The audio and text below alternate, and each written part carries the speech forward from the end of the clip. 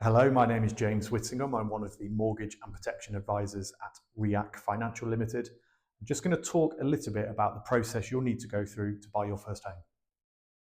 So, firstly, what sort of house do you want to buy? Now, this can arguably be the most exciting part, thinking about what exactly it is that you aspire to own. Is that going to be a semi-detached house, a detached, terraced? Is it going to be a new build? Potentially an existing property? What else do you need to consider? The specific location, what's schooling like in that area, how close it is to work, is it a realistic commute? These are all the things to weigh up when choosing your first home. And the final part to consider here is there any unnecessary or discretionary spending that you currently make? Things which aren't necessarily going to be things which will continue on in the future, or things that you can cut out of your bank account now so that your affordability is therefore boosted. The next step is to approach a mortgage advisor. Your mortgage advisor will help you through all the steps of buying your first home. The first job of a mortgage advisor is to gather all of your personal details and gather a real story of you and your financial picture. Part of this will involve getting a copy of your credit report and discussing the budget which you've already considered in further detail. As part of that process, your mortgage advisor will then go through the lender affordability and talk to you about the differences between your own personal affordability and what you think your disposable income is, and how a lender is going to perceive that. They'll discuss things like the length of the mortgage, the type of the mortgage product. And finally, they'll provide you with the quotations, otherwise known sometimes as an illustration or an ESIS, which is your European Standard Information Sheet, talk you through all of those options and then help you to make a choice on how you'd like to proceed. So, the next section, and arguably one of the first important milestones in your house buying journey, and that is to obtain a decision in principle. So you may be wondering, what exactly is a decision in principle? It is otherwise known sometimes as an agreement in principle or a mortgage in principle, but essentially at its core, it is an agreement by a lender to lend you a certain amount of money over a certain amount of time, assuming that you can then provide the necessary proofs to back up the information that your mortgage advisor will have given that lender. A mortgage in principle, decision in principle, includes a soft credit search, so it leaves no permanent footprint on your credit report in the long term. And assuming that that application has been successful, normally has an expiry date of roughly about 3 months to give you plenty of time to go out and find your ideal home. Armed with your decision in principle and your proof of deposit, now is the time to find the perfect house and put an offer in. How are you buying this house? Is it going to be through an estate agent? Is it a concessionary sale from a family member? Or are you buying it off your existing landlord? All of these things are very important and things which you should definitely inform your mortgage advisor about. Once you've identified a house, you need to arrange a viewing, and it is always in your best interest to organise a private survey. There are many different types of survey you can go through, but ultimately they're designed to help you determine any potential future costs in your home ownership and just double check that the house is sound for your purchase. Once you've determined this and you're happy to purchase the property, your next step is to make an offer, and that is where you will need your decision in principle certificate and your proof of deposit, especially if this is through an estate agent, as they'll need those both bits of proof to accept your offer.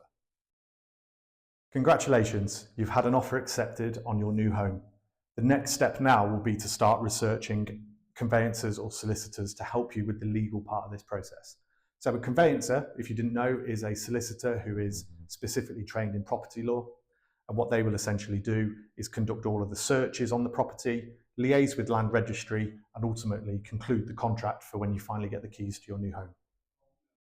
Once you've found a solicitor who you're happy to act for you in your purchase, you need to submit your full mortgage application with the assistance of your mortgage advisor.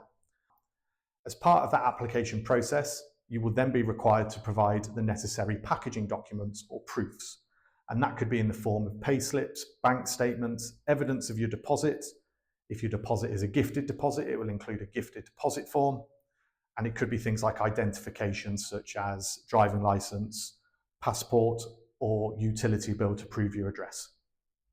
Once that application has been submitted, the lender then begins what they call their underwriting process. And that will involve double checking the documents that we've uploaded to make sure it matches up with the information we provided in the first place. They will also arrange their own valuation of the property. This valuation could either be a physical valuation where they send somebody out to actually look at the house, or, as a lot of lenders are starting to do now, an automatic valuation which will use previous sales data and other sales in the area to determine if that house is going to be a suitable valuation. Once this has taken place, and assuming that the lender's happy with all the information provided, you will be issued with a mortgage offer, which is your binding offer of a loan, which normally then has itself about 6 months expiry date to allow you to complete on your purchase. Now that your full mortgage application has been submitted, it is definitely recommended at this stage to start researching buildings and contents insurance. Buildings insurance on its own is a legal requirement of many mortgages.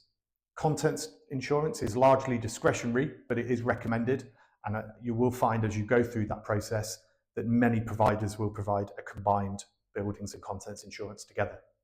It is very important that this insurance is in place by the time you exchange contracts, and your solicitor will ask for proof of this before they are happy to exchange those contracts on your behalf. Whilst waiting for your mortgage offer is also a really good time to start considering life insurance, critical illness cover, and income protection. These insurances can be provided by your mortgage and protection advisor, and they are generally set up to be very mortgage specific. We can offer policies that are on a joint or sole basis, depending on the nature of your application, and they can be incredibly flexible, as with the mortgage, in terms of term, in terms of amount insured. Again, if you are looking at taking out some life or critical illness cover or income protection, it is always recommended that these are also in place by the time you exchange contracts on the purchase. As you start to reach the end of your home buying process, there are 2 more major milestones to reach. The first, which will be exchange of contracts. Now, this is ultimately kind of the point of no return. At this stage, you will need to have your deposit in place and ready to send to your solicitor, your buildings and contents insurance in place, and any life insurance, critical illness, or income protection policies need to start at this point. Finally, the final section, the part which you'll inevitably be the most excited about, will be the completion. This is where you finally get your keys and move on to being a homeowner for the first time. The next steps after this are just being aware of when your remortgage date is. Your mortgage advisor will keep in touch with you anyway, normally 6 months before this date. At this stage, enjoy the house, enjoy that process.